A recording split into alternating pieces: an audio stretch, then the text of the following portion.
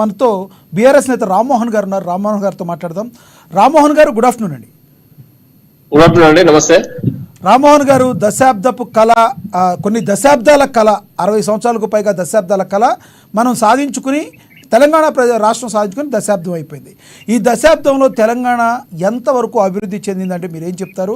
ఇంకొకటి, ఈ దశాబ్దంలో నిజంగా నిమ్న వర్గాల వారికి అందరికీ కూడా బంగారు తెలంగాణగా బాటలు వేయడంలో సక్సెస్ అయ్యి అందరూ సంతోషాల్లో ఉన్నాయని మీరు అనుకుంటున్నారు?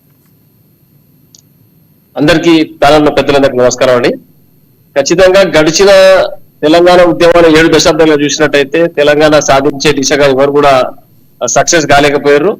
అందరినీ కాదని కేసీఆర్ గారు తెలంగాణ ఉద్యమాన్ని తన భుజాల వేసుకొని సబ్బండ వర్గాలను ఏకం చేసి కార్మికుల నుంచి కర్షకుల వరకు ఉన్నత విద్యావంతుల వరకు మేధావులతోటి అందరితోటి కలిసిమెలిసి ఉద్యమం చేసి తెలంగాణ సాధించుకున్న తర్వాత ముఖ్యంగా మనం ప్రజలందరూ ఏం కోరుకుంటే విద్య, వైద్యం, ఉపాధి ఉన్నట్టయితే రాష్ట్రం అభివృద్ధి చెందాలి, సంక్షేమ పథకం అందరికీ అందినట్టే ఒక ఉద్దేశంతో ఆ రోజు మనం మాట్లాడడం జరిగింది. దాంతో పాటు నీళ్లు, నియామకాలు పేరు మీద కూడా పెద్ద ఎత్తున మనం ఆందోళన కార్యక్రమం పట్టాం. అయితే ఎప్పుడైతే తెలంగాణ రాష్ట్రం సిద్ధించిన తర్వాత సంక్షేమ పథకాలు బడుగు బలైన వర్గాలకు అందాలని చెప్పేసి కేసీఆర్ గారి నాయకత్వం లోపల అందరూ కూడా వారిని ముఖ్యమంత్రిగా ఎన్నుకున్న తర్వాత విద్య పైన మనం ముఖ్యంగా ఇంట్రెస్ట్ పెట్టడం జరిగింది. దానిపైన గురుకులాలు ఏర్పాటు చేసి నాణ్యమైన విద్యను అందిస్తే వారు గడిచిన భవిష్యత్తులో ముందుకు పోయిన తర్వాత. రామ్మోహన్ గారు, ఒక చిన్న క్వశ్చన్.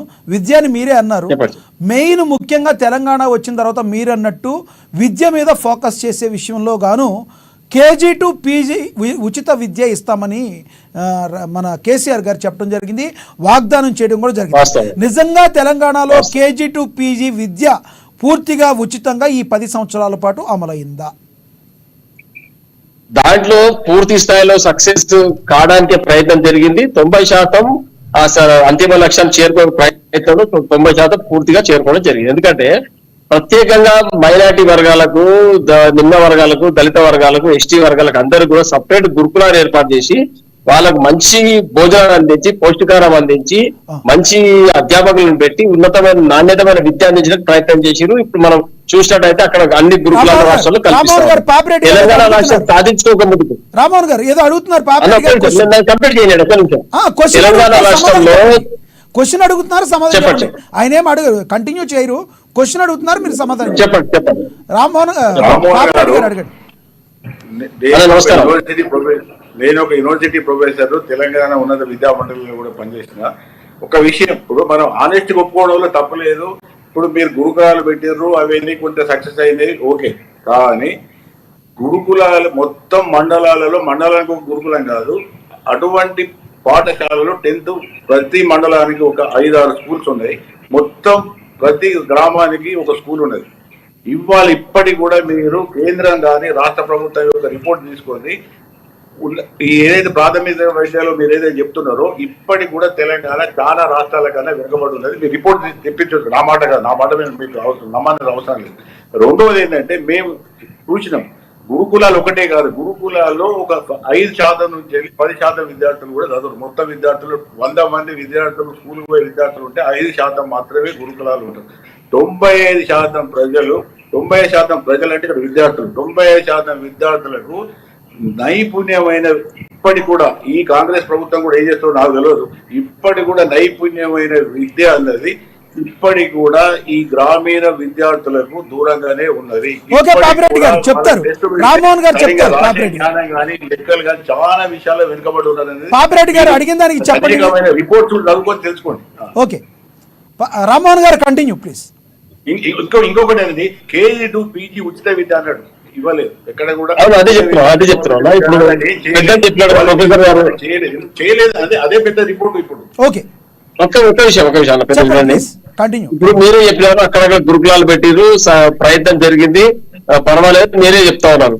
ఖచ్చితంగా కేసీఆర్ గారు విద్యను అందిస్తే తన కాళ్ళ పైన తను నిలబడే శక్తి వస్తుంది కాబట్టి ఉన్నత విద్య అందించే లక్ష్యంతో గురుకులాల నుంచి PG వరకు. దాంతో పాటు మీరు ఆలోచన చేయండి, తెలంగాణ రాకముందుకు విద్యా హాస్టల్స్ కానీ, కాలేజీలు కానీ, స్కూల్ కానీ పరిస్థితి ఏంటి? తెలంగాణ వచ్చిన తర్వాత బేరీ చేయడం ఒకసారి. ఇలా మెడికల్ విద్య అందరి ద్రాక్ష పండులాగా ఉంటుంది తెలంగాణ ప్రజలకు, దాంతో బడుగు బలైన వర్గాల పిల్లలకి. ఈ రోజు సుమారుగా 2.5 లక్షల పైచలకు మెడికల్ సీట్లు గల అందుబాటులో వచ్చిన మనకు 33 మెడికల్ కళాశాలలు తెలంగాణ వ్యాప్తంగా కేసీఆర్ గారు ప్రారంభించడం జరిగింది. మరి అంతకుముందు పరిస్థితి జిల్లాకు మెడికల్ కళాశాలలు లేవు, 10 మెడికల్ కళాశాలలు లేని పరిస్థితులు ఈ రోజు 33 మెడికల్ కళాశాలలు మనకు వచ్చినాయి. మనం దాంతో పాటు కాలేజీలు సపరేట్ యూనివర్సిటీలు పెట్టుకోవడం జరిగింది. మనం అరకొర వసతులు ఉన్న వాటిని కొంచెం అప్గ్రేడ్ చేయడం జరిగింది, కొత్త వాటి పెట్టడం జరిగింది. దానికి ప్రయత్నం జరుగుతా ఉంది విద్య అందించడం లోపల. దాంట్లో సక్సెస్ కాలే అనుకోకండి. ఇంకోటి సంక్షేమ పథకాలు అందించాలంటే ముఖ్యంగా రైతు ఆధారిత వ్యవసాయ రాష్ట్రం మన తెలంగాణ కాబట్టి దానిపైన కూడా రైతులకు ఎలాంటి ఇబ్బంది కాకుండా రైతు బంధు ఇవ్వడం, దాంతో పాటు రైతు కుటుంబం పెద్ద చనిపోతే దాన సంస్కారాలకు కూడా మందిని అడుక్కునే పరిస్థితి ఉండేది తెలంగాణ రాష్ట్రంలో. దాని నుంచి రైతు బీమా ప్రవేశపెట్టి భారతదేశంలోనే రైతులు సుభిక్షంగా ఉండాలని కోరుకున్న గొప్ప పథకం కేసీఆర్ గారు ప్రవేశపెట్టడం జరిగింది. దాంతో పాటు ఎవరైతే బడుగు బలహీన పిల్లలు ఆడపిల్ల పెళ్లి చేయాలంటే అమ్ముకునే పరిస్థితి తాండాలో ఈ తెలంగాణ రాకముందు ఆడపిల్ల పుడితే అత్తగారింటి నుంచి గెంటి వేయబడే పరిస్థితి మన అమ్మాయిలకు. మరి ఈ రోజు ఏంటి కాబట్టి అమ్మాయిలు చదువుకోవాలని వాళ్ళు ఉన్నత విద్య అభ్యసించాలని చెప్పేసి వాళ్ళ ప్రత్యేకంగా వసతులు ఏర్పాటు చేయడం, దాంతో పాటు పెళ్లిడికి వచ్చిన పిల్లలకి కళ్యాణ లక్ష్మి పేరు మీద ₹1,00,000 ఇవ్వడం, చాదీ ముబారక్ పేరు ₹1,00,000 ఇవ్వడం, ఇవన్నీ కూడా బడుగు బలైన వర్గాలకు సంక్షేమ పథకాలు లక్ష్యంతో పనిచేయడం. ఈ కేసీఆర్ గారు తెలంగాణ రాష్ట్రానికి రాజశేఖర రెడ్డి గారు మాట్లాడండి. ఒక్క క్వశ్చన్, ఇప్పుడు వరకు కూడా 10 సంవత్సరాలు కేసీఆర్ గారి పాలనలో మీరన్నట్టు కొంత ముందుకు వెళ్ళిన మాట వాస్తవమే. కానీ తెలంగాణ రాష్ట్రం లాభాల్లో వచ్చింది. లాభాల్లో ఉన్న తెలంగాణ అప్పుల పాలు ఎందుకు అయింది? నిజంగా ప్రజలకు సంక్షేమం కోసమే అప్పు చేశారా, లేదంటే మీ సొంత మేనిఫెస్టో మీ రాజకీయ ఎదుగుదల కోసం అప్పులు చేశారా? మరి ఈ రోజు వరకు ఎందుకు ప్రజలు మిమ్మల్ని పక్కన పెట్టాల్సి వచ్చింది? సంక్షిప్తంగా చెప్పండి, మిగతా వాళ్ళకు కూడా అవకాశం ఇవ్వాలి. తప్పకుండా. ఖచ్చితంగా ఎవరైనా రాష్ట్ర ముఖ్యమంత్రి పరిపాలనలో అప్పులు చేయడం భారతదేశం మొత్తంలో అన్ని రాష్ట్రాలు జరిగే పని. అప్పులు ఎక్కడ చేస్తారు దానిపైన ఒక ప్రణాళిక ఏర్పాటు చేసుకుని అందరూ మంత్రిమండలి ఆమోదంతో అప్పులు చేయడం జరుగుతుంది. ఇచ్చే వాళ్ళు కూడా గుడ్డిగా కేసీఆర్ గారు సొంత పనికో లేదా ఏదో మంత్రి సొంత పనికో ఎమ్మెల్యే సొంత పనికి ఇవ్వరు, కేవలం అభివృద్ధి పనులకు ఇస్తారు. ప్రాజెక్టు కట్టడం జరిగింది, సుమారుగా ప్రాజెక్టుల కొరకు డబ్బులు తీసుకురావడం జరిగింది. అన్ని జిల్లాల్లో ప్రాజెక్టులు అయితే ఉన్నాయి. తప్పకుండా అభివృద్ధి పథకాల కొరకు మాత్రమే అప్పులు తీసుకురావడం జరిగింది. దాంట్లో కొంచెం వెనక ముందు కొంచెం అప్పులు ఎక్కువ కావచ్చు, దాన్ని కట్టే లోపల కొంచెం లేట్ కావచ్చు తప్పితే ఎక్కడ కూడా సొంత అవసరాల కొరకు రాజకీయ అవసరాల కొరకు అప్పులు తీసుకురాలని ముఖ్యమంత్రి కేసీఆర్ గారు ఎటు చూసినా రైతులు రాజును చేయాలి, ప్రాజెక్టులు కట్టించి నీళ్లు అందిస్తే ఈ రోజు కాకుండా గడిచిన 2 సంవత్సరాల తర్వాత 3 సంవత్సరాల తర్వాత ప్రాజెక్టు పూర్తి అవుతుంది, వాళ్ళకి నీళ్లు వచ్చారు గొప్ప లక్ష్యంతో పనిచేయడం జరిగింది. ఇలా కాంగ్రెస్ ప్రభుత్వం ప్రవేశపెట్టిన పథకాలు ఎక్కడో కట్ చేయలేదు. ఆ రోజు రాజశేఖర రెడ్డి గారు చేసిన కాలం తొమ్మిన కాలం ఎక్కడ పూడలేదు.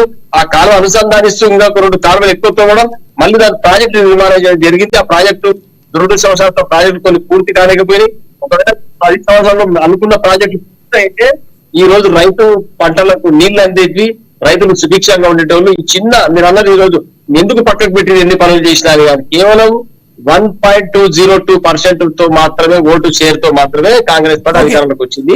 ఎక్కడ కూడా టీఆర్ఎస్ పార్టీని ప్రజలు విస్మరించలేదు, వాళ్ళ నిర్లక్ష్యానికి గురి కాలేదు. మేము కేవలం చిన్న పొరపాటు ఎమ్మరపాటుతోటి ఏదైతే పెన్షన్ డబుల్ చేస్తామని, రైతు బంధు డబుల్ చేస్తామని, రైతు బీమా డబుల్ చేస్తామని, గృహిణికి డబ్బులు ఇస్తామని, సిలిండర్ సగం రేటుకి ఇస్తామని, 200 ఉచిత కరెంట్ ఇస్తామని, ఇవన్నీ కళ్ళబొల్లి మాటలు చెప్పి మోసం చేసి చిన్న ఎమ్మరపాటుతోటి 1.02% లో టీఆర్ఎస్ పార్టీ ఓడిపోవడం జరిగింది. దాంతో మేము ఎలాంటి బాధపడతాం, తెలంగాణ ప్రజలకు మేలు కూడా వ్యక్తులు టీఆర్ఎస్ పార్టీ కానీ కేసీఆర్ గారు కానీ.